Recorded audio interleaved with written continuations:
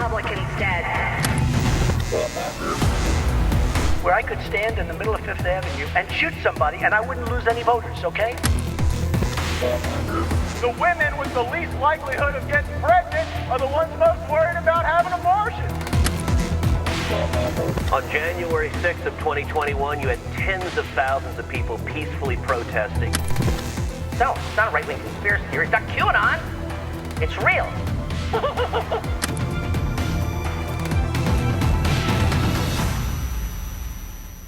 Our guest today on the enemies list is the great Jonathan Lemire.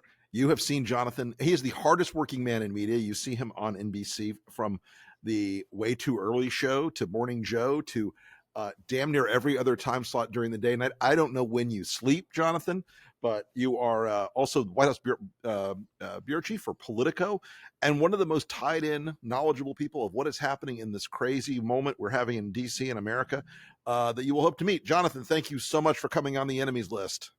I am really glad to be here. Thanks for having me. Well, I'm going to jump right in and get your take on, and we're recording this, folks, on the 4th, so we're just out of Kevin Palooza.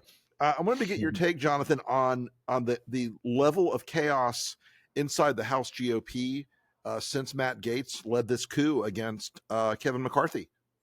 It is a historic, extraordinary amount of chaos, and you said it correctly, that this is not chaos in the House of Representatives. This is chaos in the House GOP, and we should make sure we don't shorthand it any other way. This is about the Republican Party, and a Republican Party that has been refashioned in Donald Trump's image.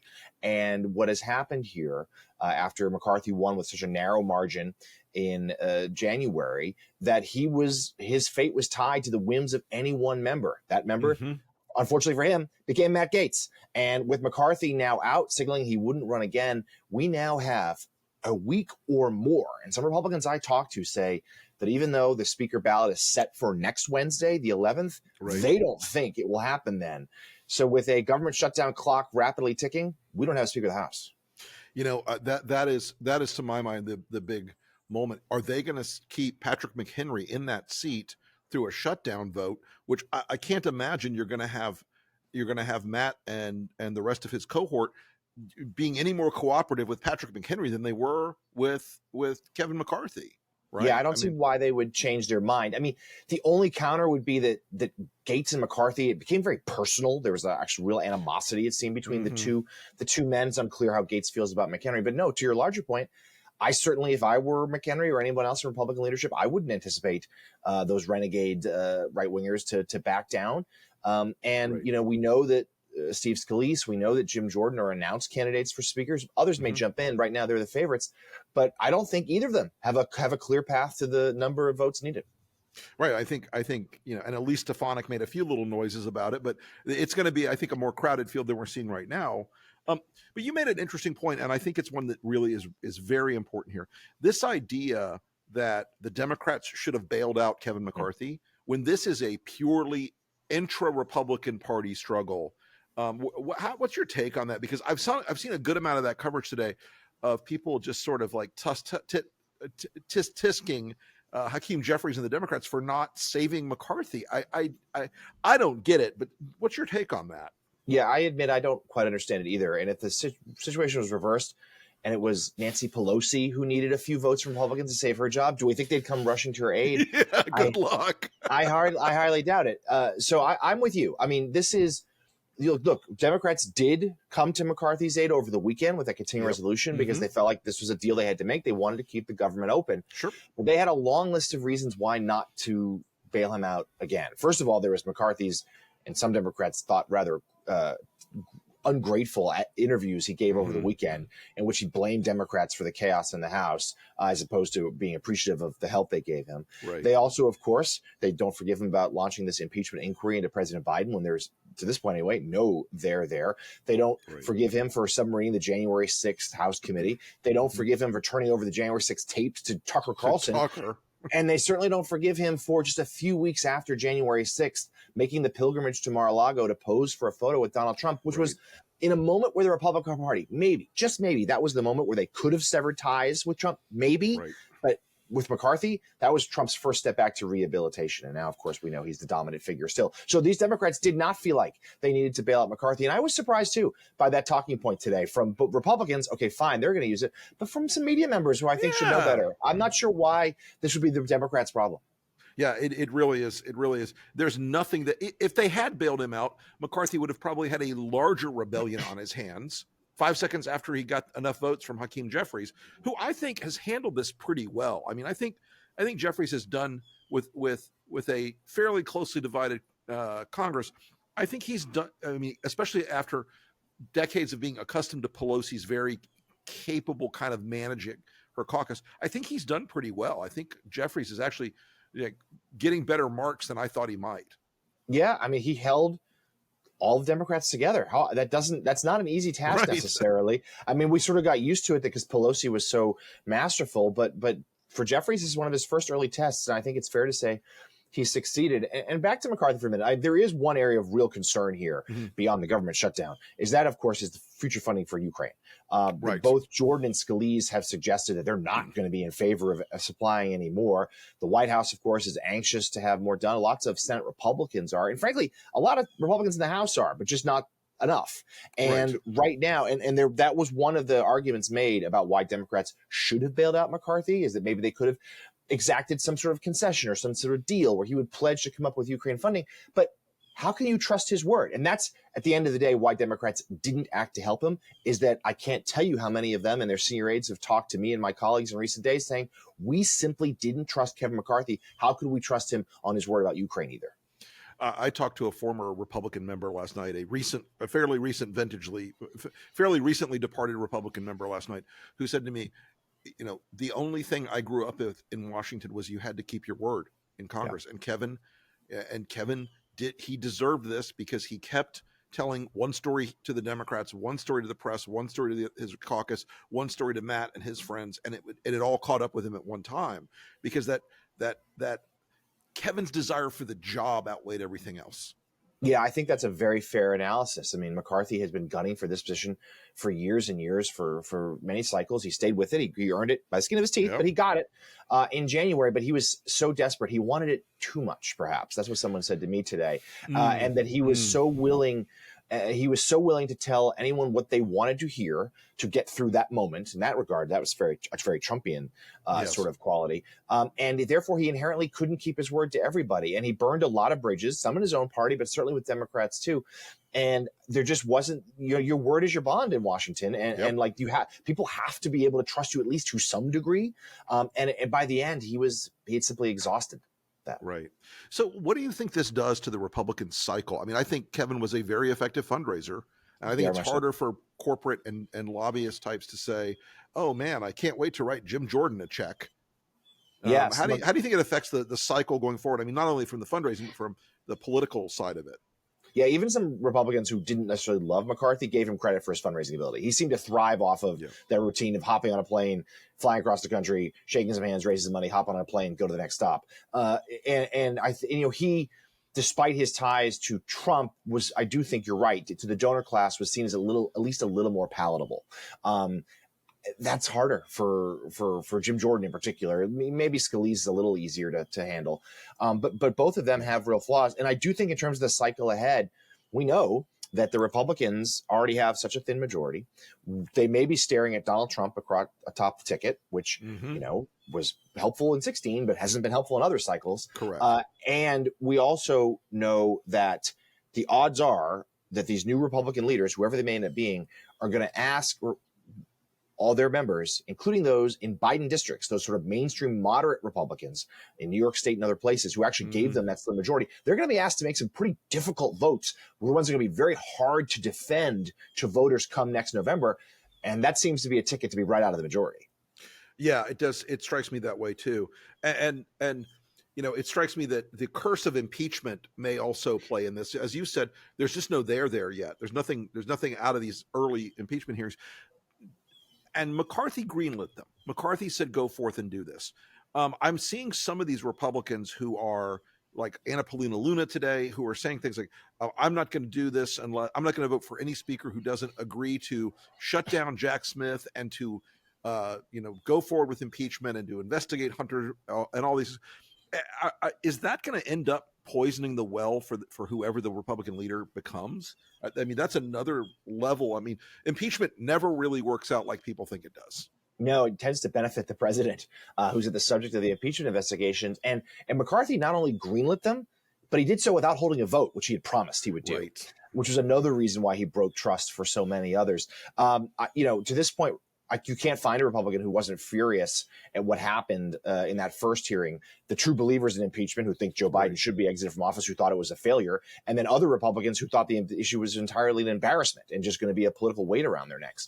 But that you just described the dynamic that whoever a speaker is going to be is going to have to face, because you have enough of these hard right sort of radicals who are going to demand all those things, demand the impeachment, demand government shutdown, whatever it might be, because they're in safe districts. They're trying to raise money. They're trying to think about their next the Fox News hit, whatever it might be. Their aims are very different than it is actually governing. And frankly, for many of them, they don't really care if they're in the majority or not. So that's an issue going forward that's going to be very difficult for Republicans. Yeah, that idea of I'd rather have the minority and a caucus of people who are 100% unified versus the majority is a weird trope in the heads of some Republicans that I've been talking to. I'm like, how does that work out for you exactly? Because it doesn't. The majority is the majority one way or the other. So jumping over to the Republican primary for a second, it is grinding down slowly but surely. I mean, Trump still has many, many, many advantages in this primary. Are you seeing anybody breaking through? I mean, I see people headed the wrong direction, like DeSantis. Anything you're seeing out there in the environment of any of these people breaking through? I think Nikki's having a mini moment, a boomlet. But it hasn't stopped people from trying to get Glenn Youngkin back or into the race and other things. What's your take on the primary field right now? Yeah, I mean, she's the name who's having a little bit of a moment, Nikki Haley. We have seen her. She did pretty well in both debates. Mm-hmm. We have seen her numbers go up slightly. But she's still, 30 or 40 points behind Donald Trump.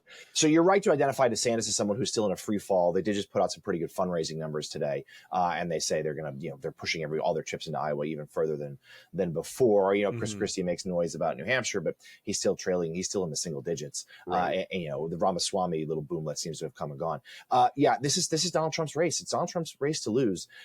Perhaps there'll be a moment where some of these other candidates will all drop out and they'll coalesce around one Trump alternative. I don't see that on the horizon anytime soon anyway. And even then, I'm not sure it's enough. Yeah, there is some softness to some of the Trump numbers, right? You see polls that suggest that Republicans would be willing to consider other options, but he is far and away ahead. Mm-hmm. And he's using these trials, including the one going on right now in New York, the civil case, as his campaign. And it's to this point anyway, Republicans are just flocking to his side. They are agreeing with his take that he's a victim of a deep state conspiracy. Mm-hmm. And I certainly don't suppose he'll do any of the future debates. Why would he? He's so far ahead, and he's very clearly already running a general election campaign.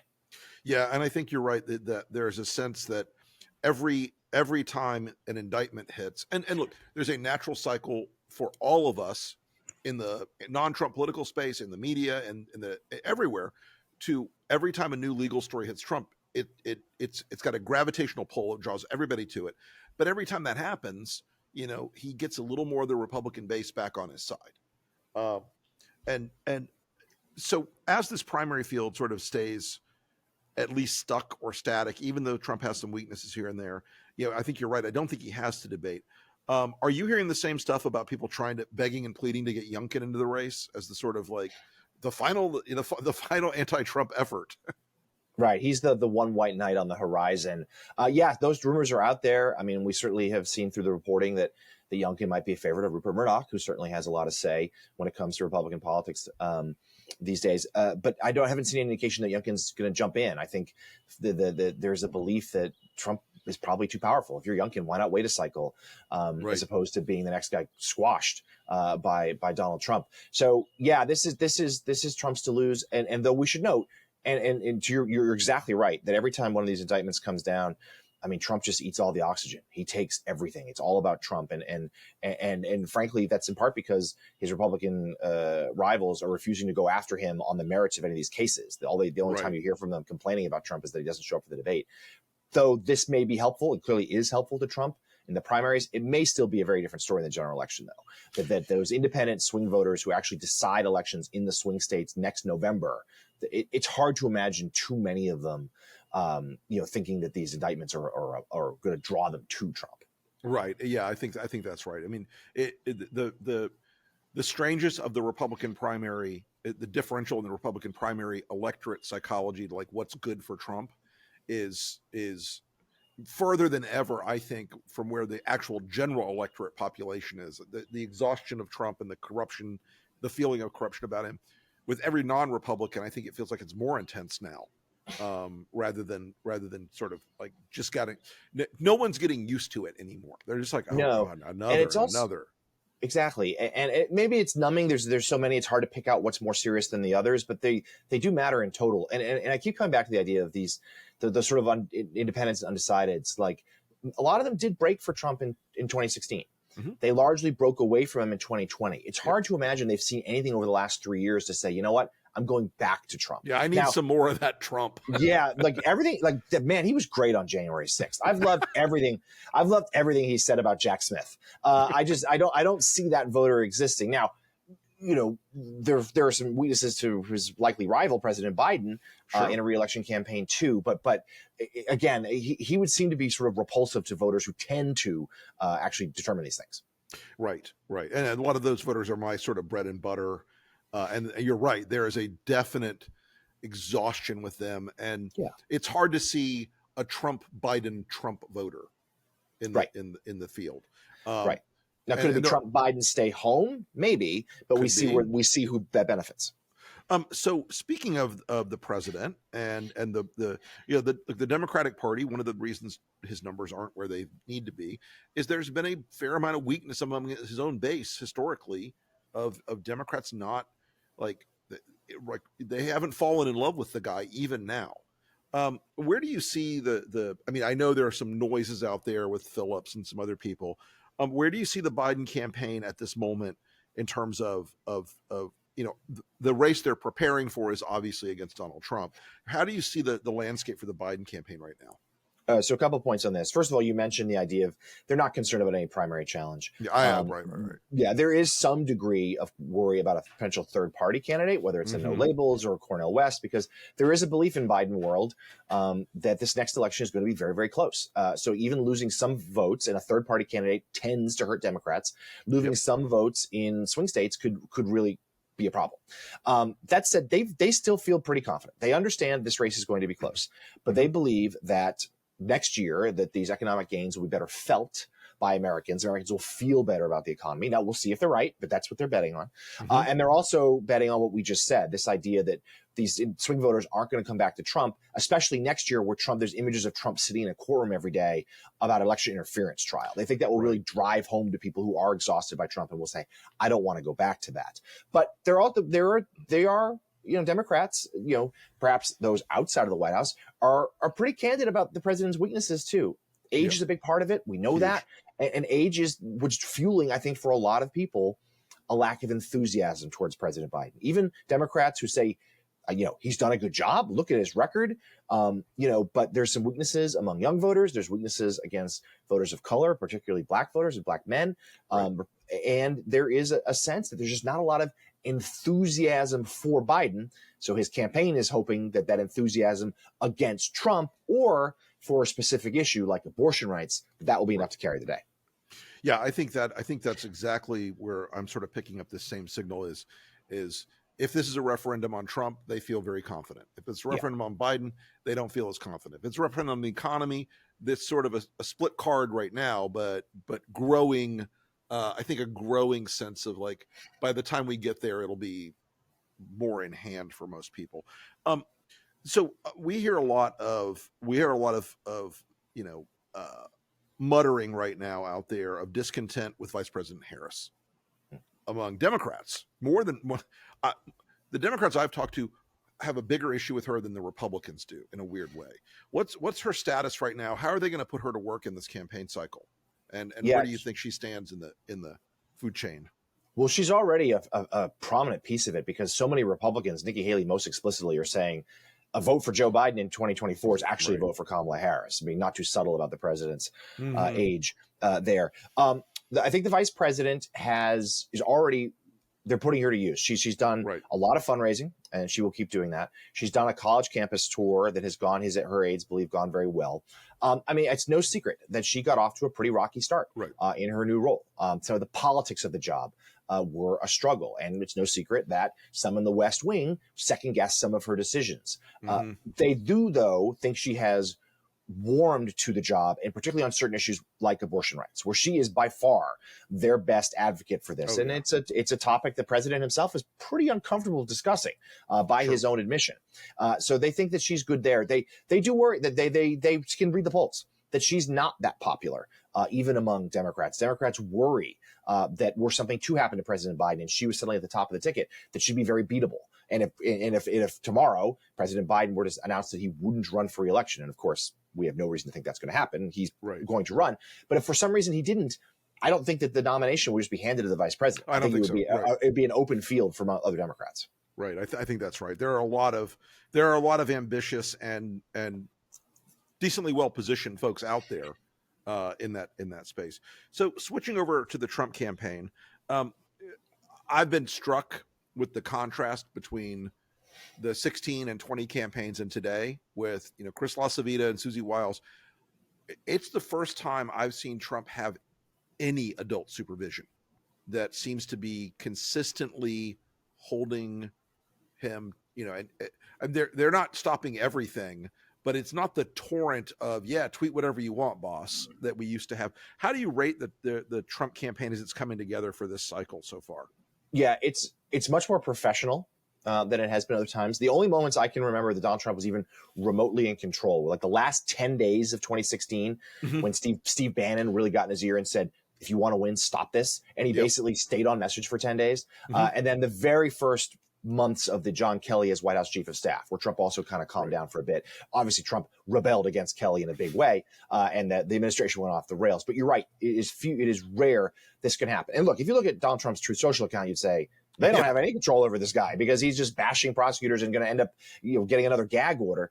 But in terms of a campaign operation, it's been pretty disciplined. Outside of the investigations, he hasn't gone on like wild attacks like he has about random figures. There's been no attacks on Rosie O'Donnell this time around, like we have seen in other cycles. And I think they've also done a pretty good job of warding off potential delegate fights. They've done a pretty good job of squeezing donors. They've done a pretty good job of just sort of establishing he's the guy to beat.